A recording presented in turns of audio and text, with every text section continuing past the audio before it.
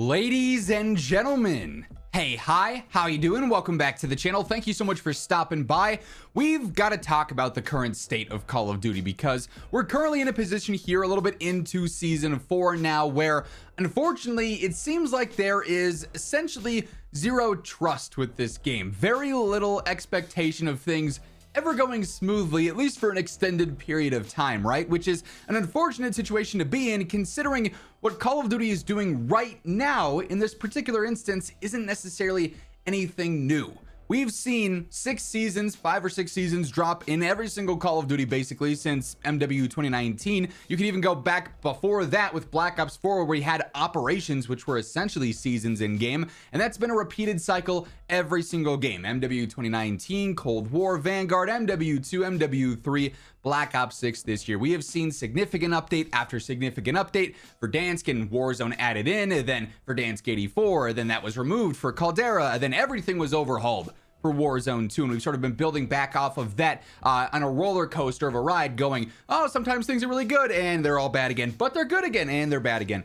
It's never ending. It's a cycle, but it's also never ending. But unfortunately right now there's a severe lack of trust with this game, which sucks because this is a video game. We play it to have fun. We play it to enjoy ourselves. It's supposed to be this social experience. You can play with your friends. You can have fun. You can, grind out things. You can get some accomplishment in game. It's supposed to be that sort of getaway from everything else. It's a video game at the end of the day.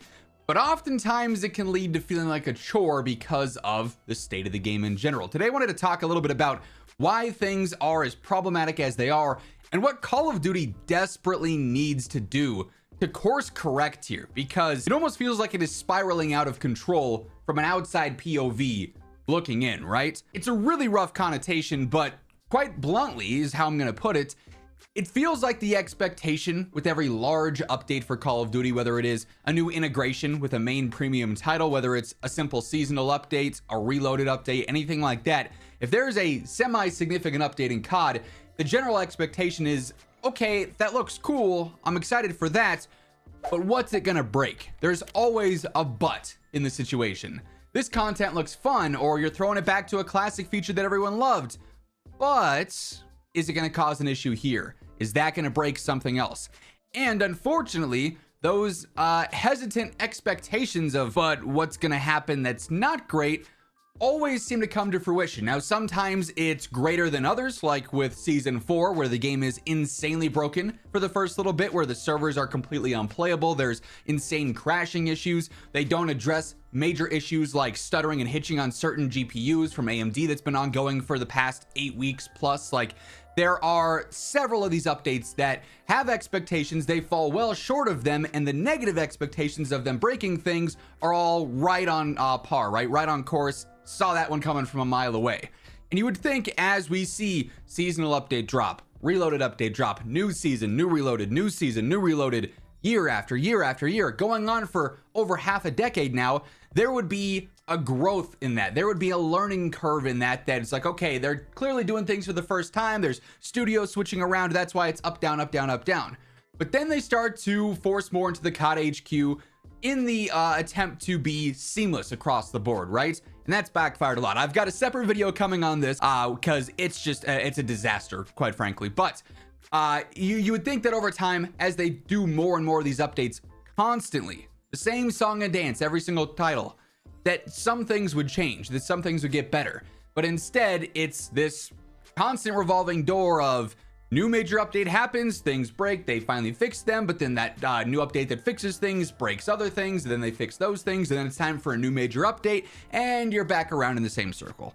And it is constant. And it's really unfortunate because it truly, at the end of the day, overshadows the good of the updates constantly.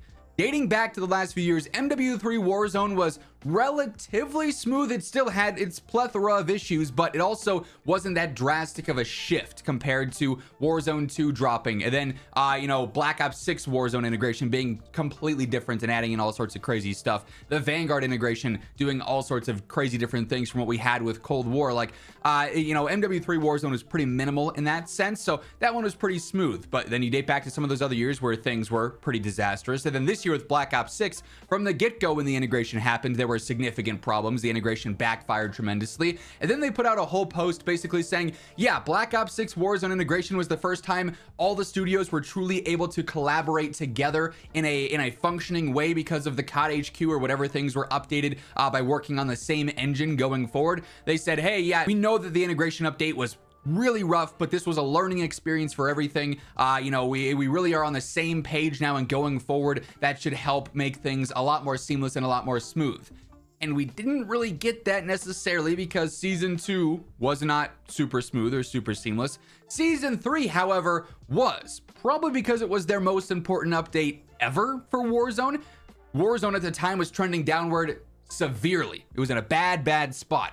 And Verdansk being sort of like that, hey, ignore all the bad. Look, it's Verdansk, shiny new toy, right? They delayed it. They said they were going to launch it, you know, in the best state possible. And they actually followed through. It was not flawless because I don't think any Call of Duty update will be flawless, but it was way better than every other update that we had seen in a long time. And it was functioning. There weren't significant game-breaking issues with Verdansk. And that was a nice surprise, and it was an anomaly, it seems like, because shortly after that, when Season 3 Reloaded dropped, we went back to, oh, updates out, there's some cool things. Also, so many things are broken. And then Season 4 hits, and as we've been talking about a lot over the past week plus, whatever, whenever this video goes up, very broken, very busted, borderline unplayable for some time there. So like I said, they've created this connotation because of the track record now, because the history constantly repeating itself of large updates in COD are expected to have issues. That is not a good connotation to have as one of the leading game developers and largest publishers on the planet. Call of Duty is a household name, AAA title, one of the biggest names and franchises in this space. Maybe second to like Counter-Strike, maybe Fortnite at this point.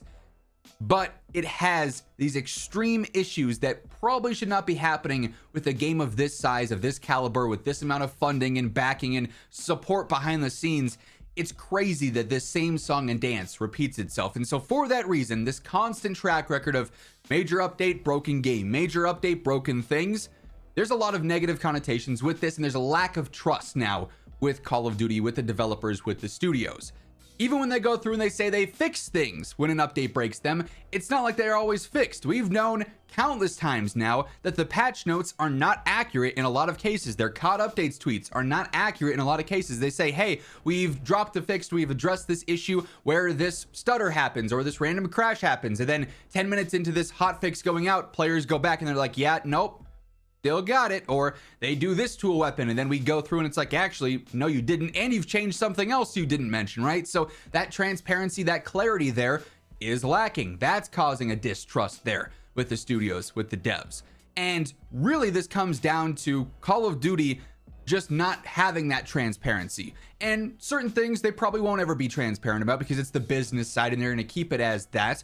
But openly, you know, from again, the outside looking in, it's hard to establish trust with Call of Duty at this point because of the track record and because very, you know, infrequently when they are transparent about certain things, even then it feels like there's some things that are a little bit odd, like the white papers that we've gotten throughout the years talking about matchmaking and ranked and this and that. They're talking about things, they're being very transparent, but what comes across on the paper versus what we as players feel in game, it's like, I don't know if that's actually right there because not what I experienced, right? So transparency in the communication here with the player base and maybe even internally has caused this major divide in Call of Duty, these negative connotations, and it's created a really rough spot because like I said at the start, this is supposed to be a video game for fun. This is supposed to be an escape, a way to hang out, have fun, enjoy yourself, get some stuff done on Call of Duty. And it's not always that. And so I think Call of Duty needs a drastic shift. And if you guys agree with the points that I'm bringing up in this video, you want to drop a like on the video. It's a great way to share it around and get more eyes on it. Potentially those who can have an impact on the game from Call of Duty, from Activision. End goal here always is to help promote a better space for the game, a better game in general, in any way, shape, or form that I can personally, because I want this game to be as good as it can be because I love this game. That's why I've dedicated so much of my life to making content around it, right? But it's objectively a mess very often, except for the store. That somehow very rarely ever breaks, and if it does, it's not for more than 30 minutes at a time. And once more, maybe it's because the store is super easy to fix, a bundle is broken, they can just go in, change something real quick. I'm not a game dev, I'm never going to act like I am. I have zero idea how to do any of this behind the scenes. But you also have to be, you know, aware and conscious of how that looks to the player base where, hey, this game mode is completely broken and multiplayer is plagued with cheaters and zombies has all sorts of bugs and glitches and Warzone you can't play without stuttering. But that battle pass, you can sure buy that right away. And oh, black cells down, that's fixed in 10 minutes. Or this bundle was broken and wasn't giving you a blueprint, fixed right away. That's a look that says, oh, okay, the priority here is the store and not the core function of the game. Maybe its own conversation, but I feel like it ties into the general lack of trust and the negative connotations that are surrounding Call of Duty right now. Call of Duty has to change to establish this. You gotta be more upfront with updates that are broken. Why did they break? What are you doing to make sure it doesn't happen again? Why are certain things in game not always as they seem versus what you're telling us is going on? The transparency, the communication drastically needs to improve. And if they don't, I have a feeling it's going to be the same revolving door of issue after issue after issue. Less trust, less trust, less trust. And that's going to lead to Call of Duty going downhill even more. I hope I hope people at Activision are able to see this video and can implement some things here, can use this as feedback, if you will, the comments as well. Feel free to drop your thoughts down there because it's rough. It's really frustrating going into an update, excited for things, looking forward to things, and knowing in the back of your minds, I really hope it goes smoothly this time, and it very rarely does. We'll see as time goes on. Maybe they'll get more and more familiar with this engine with the next integration, or maybe they stop doing integrations and focus Warzone as its own thing and Premium as its own thing. Nothing is forced to be together because the COD HQ, like I said, different video on that coming soon. But yeah, that's gonna wrap things up for this one. If you enjoyed the video, you want to help share it around, drop that like. And if you're new here, you want to make sure you're always in the know for everything going on in COD, feel free to hit that subscribe button, turn on those post notifications. I got you covered with everything you need to know every single day. But once again, thank you so much for tuning in. And until next time, take it easy, have an awesome rest of your day, and I'll catch you later. Peace out.